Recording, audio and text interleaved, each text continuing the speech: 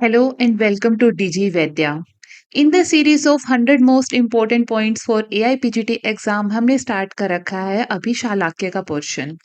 इससे पहले हम कवर कर चुके हैं वर्तमगत रोगों को और आज कवर होने वाले हैं संधिगत रोग। हमारे पास ये संधिगत रोगों का एक श्लोक है जो कि बहुत ईज़ी आप इज़िली बाय हार्ट कर सकते हैं इसको। पूययालः स्व उपनाः स्रावा पर्वणिका अल्जी कृमिग्रंथिश्च विज्ञेया रोगाः संधिगतानव। दोनों आचार्य वाग्भट और आचार्य सुश्रुत ने संधिगत रोगों की संख्या 9 ही मानी है, जिसके अंदर हमारे ये जो 5 रोग हैं ये असाध्य हैं। और भेदन साध्य व्याधियों के अंदर हैं दोनों ही कफज रोग, उपनाह और कृमि ग्रंथि। छेदन में हमारे पास रहेगा एक रक्तज रोग जो कि है पर्वणी। वेदन भी एक ही है जो कि है पोएयालस, त्रिदोषज। और असाध्य में रहेंगे चारों प्रकार के स्राव और एक अलजी। ऑल राइट, सो अब हम इनको वन बाय वन कवर कर लेते हैं। सबसे पहले है हमारे पास पुएयालस। पुएयालस सबसे पहले हम फर्स्ट फोटो में देखेंगे तो हम यहाँ पे क्या देख रहे हैं कि लेक्राइमल सैक की जगह पर अपने को एक क्या मिल रही है, एक इन्फ्लेमेशन मिल रही है, पाक मिल रहा है। ठीक है, वो क्या है, लेक्राइमल सैक की इन्फ्लेमेशन है जिसको डेक्रियोसिस्टाइटिस भी बोलते हैं। इसके अंदर होगा क्या, सबसे पहले इसमें शोफ हुआ यानी कि इन्फ्लेमेशन हुई, उसी का पाक हो गया यानी कि सपरेशन हुई। उस सपरेशन में से फिर क्या होगा, फिर एक स्राव निकलेगा। स्राव कैसा होएगा, विस्कस होएगा और प्यूरुलेंट होएगा। ठीक है, यही सारे जो हमारे सिम्टम्स हैं इन्होंने संस्कृत में बता रखे हैं श्लोक के अंदर। पक्वः, अक्वह पाक हो गया। पाक हो गया तो ऑब्वियसली कोई भी कंडीशन में पाक हो गया तो फिर वो कंडीशन कैसी हो जाती है, त्रिदोषज हो जाती है। शोफ, शोफः संधिजः, संस्रवेद सांद्रम पोयम पुति पोयालसः। ठीक है, सांद्र पुय स्राव होगा, वो किसमें होगा, पोयालस के अंदर होगा। ऑल राइट, अब पोयालिस की चिकित्सा के अंदर क्या है, कासी सादी रसक्रिया भी की जाती है और कासी सादी अंजन भी लगाया जाता है।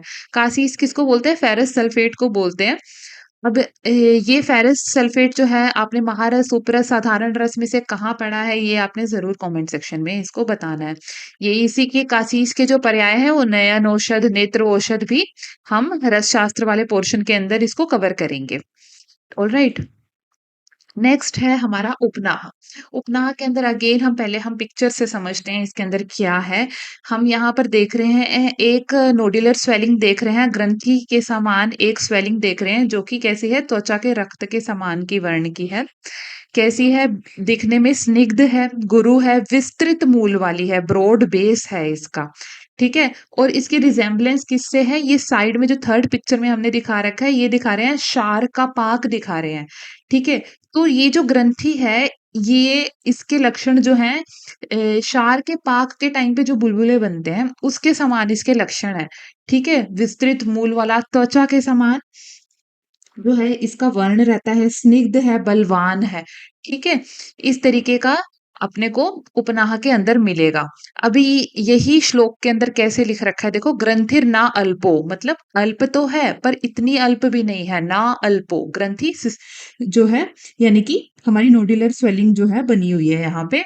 दृष्टि संधाव पाक कंडु प्राय। ठीक है, कंडु प्राय, यहाँ पे कंडु है तो कफज रोग है ना, तो कंडू तो होगी ही। नीरुजस्त उपानह, रुजा नहीं है। कफज रोग है तो रुजा जो है वो वैसे ही कम हो जाती है, इसी को ही बोलते हैं उपनाह।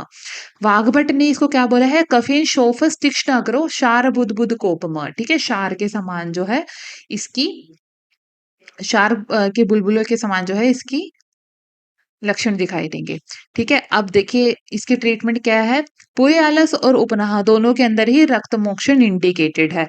कफज उपनाह के अंदर क्या बोल रखा है, मंडलाग्र शस्त्र से लेखन कर्म करने के लिए बोल रखा है। ये सारे एआईपीजीटी के अंदर ज्यादातर क्वेश्चंस जो है चिकित्सा जो है इस पोर्शन से पूछी जाती है। सिर्फ चिकित्सा का वही पोर्शन जो है हम इन वीडियोस में कवर कर रहे हैं जो कि फ्रिक्वेंटली आस्क्ड है ये एआईपीजीटी और अदर एमओ पीएचसी एग्जाम्स के अंदर। ऑल राइट, नेक्स्ट है अब हमारा कृमि ग्रंथि।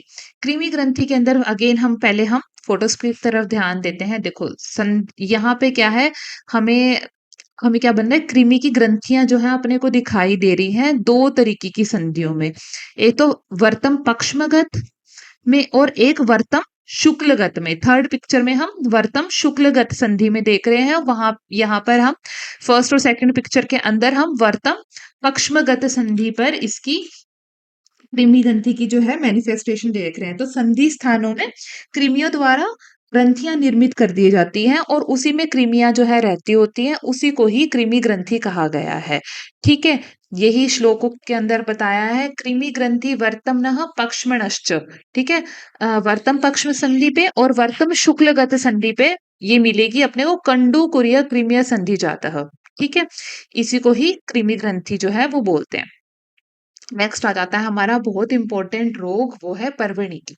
ठीक है, परवणी का कैसा है, रक्तज रोग है।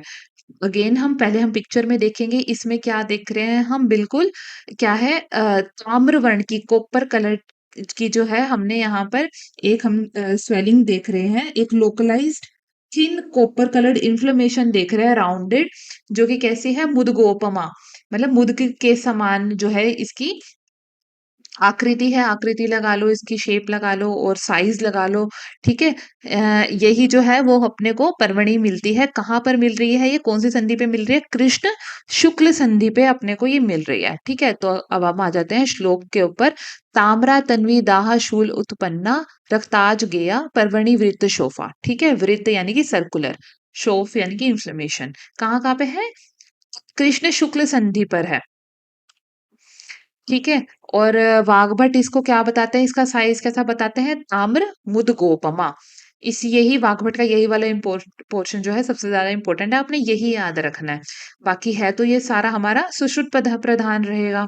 ठीक है, सुश्रुत का श्लोक हम पूरे कवर कर रहे हैं और वाग्भट का सिर्फ इंपॉर्टेंट पोर्शन कवर किया जा रहा है। अब परवणी की चिकित्सा कैसे की जाती है, परवणी की चिकित्सा के अंदर परवणी कैसी है, एक छेदन साध्य व्याधि है। इसमें अग्रभाग का हाफ पोर्शन काट देते हैं और हाफ पोर्शन छोड़ देते हैं। कौन से यंत्र से, बडीश यंत्र से इसको हम चिकित्सा करते हैं। ठीक है, अगर पूरा काट देंगे तो एक इसमें नाड़ी का निर्माण हो सकता है, इसलिए हाफ भाग जो है वो छोड़ दिया जाता है।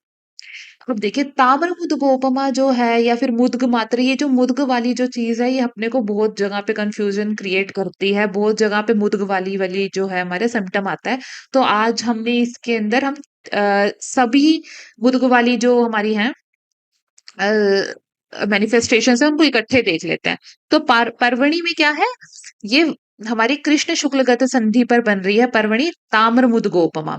अंजन नामिका जो है ये हमारा किस में आता है, वर्तमगत रोगों के अंदर आता है, जहां पर अंजन लगाई जाती है, वहां पर क्या है, मुद्ग मात्रा असृजा ताम्रा। ठीक है, मुद्ग के समान, मतलब मुद्ग की आकृति, मुद्ग के साइज के समान की यहाँ पर अपने को अंजनामिका के अंदर एक जो है एक स्वेलिंग मिलती होती है। अब असाध्य सवर्ण शुक्ल के अंदर क्या होता है, मुद्ग निभम च शुक्रम, मतलब यहाँ पर से जो व्रण डेवलप होने के बाद जो स्राव हो जाता है वो कैसा होता है, मुद्ग के समान का स्राव होता है। ठीक है, ये सारी मुद्ग वाली हमने इकट्ठे कवर कर लिया। This is AI PGT high yielding point, जो आपको बिल्कुल अच्छे से ध्यान रखना है। अगेन एआईपीजीटी हाई यील्डिंग पॉइंट मुद्गाकृति किस किस में मिलती है, परवणी में, सवर्ण शुक्ल के अंदर, उत्तमा शुक दोष के अंदर और अजगल्लिका शुद्र रोगों के अंदर। वेरी वेरी इंपॉर्टेंट, एआईपीजीटी के लिए बहुत ही इंपॉर्टेंट पॉइंट है ये। नेक्स्ट अब हम कवर करने वाले हैं अलजी। ठीक है, तो अलजी क्या है, देखिए एक त्रिदोषज रोग है। सबसे पहले तो आपने ये समझना है कि परवणी की ट्रीटमेंट ना होने पर ही अलजी की डेवलपमेंट हो जाती है। ठीक है, तो जैसा हमने पहले परवणी में पढ़ा उसकी ही क्या है, सक्सेसिव कंडीशन है अलजी। तो परवणी में कैसा था, तनु शोफ था। अब अलजी के अंदर क्या हो गया, यही जो शोफ है वो स्थूल हो चुका है। परवणी कैसी थी, रक्तज थी। अलजी में यही इसमें सारे दोष इन्वॉल्व हो गए, तो ये त्रिदोषज हो गई। परवणी हमारी साध्य और छेदन कर्म, साध्य थी और वो छेदन कर्म से ठीक हो जा रही थी। और अलजी क्या हो जाती है, अब हमारी त्रिदोषज हो जाती है। किसमें रख रखा है इसको, वेदन साध्य व्याधि के अंदर रख रखा है। ठीक है, और जो बाकी जो इसके लक्षण है वो किसके समान होंगे, जिस डिसऑर्डर से ये आ रहा है वैसे ही होंगे पहले वाले लक्षण। तभी देखो श्लोक के आखिर में क्या लिख रखा है, ख्यापिता पूर्व लिंगई, जैसा पहले वाले लक्षण बता रखे हैं। ठीक है, अब हम इसको पढ़ लेते हैं श्लोक को। ताम्र तन्वी दाह शोल उत्पन्ना, जैसे ही परवणी में था रक्ताज गया, वो भी रक्तज थी ना, रक्तज से उत्पन्न हुई है। परवणी वृत्त शोफा, परवणी में जो वृत्त शोफ उत्पन्न हुआ था, जाता संधो कृष्ण शुक्ल जातो संधो कृष्ण शुक्ल, ठीक है? कृष्ण शुक्ल वही सेम पोजीशन रहेगी, उसी को ही अलजी बोला गया है, ठीक है? Very easy.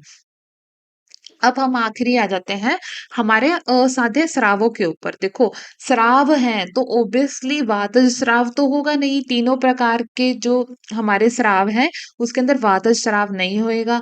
पूय स्राव है, श्लेष्म स्राव है, पित्त स्राव है और रक्त स्राव है। ठीक है, इसको आपने अच्छे से लर्न कर लेना है। इसके जो लक्षण हैं, अब ऑब्वियसली पूय वाले जो हैं उसके अंदर सांद्र स्राव होएगा।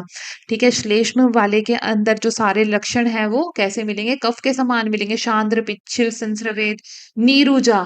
ठीक है, अब इसके अंदर ये तो हमारे ऑब्वियस लक्षण हो जाते हैं जो हम खुद से भी लिख सकते हैं।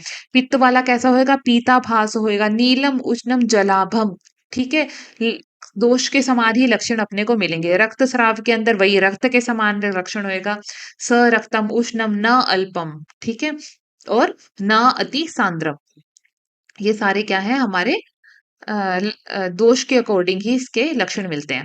So that's it for today's video. हमने आज कवर कर लिए हैं संधिगत रोगों को। इससे पहले हम वर्तमगत रोगों को भी कवर कर चुके हैं। इनका अपकमिंग वीडियोस हम सभी अक्षयगत रोगों को कवर करने वाले हैं।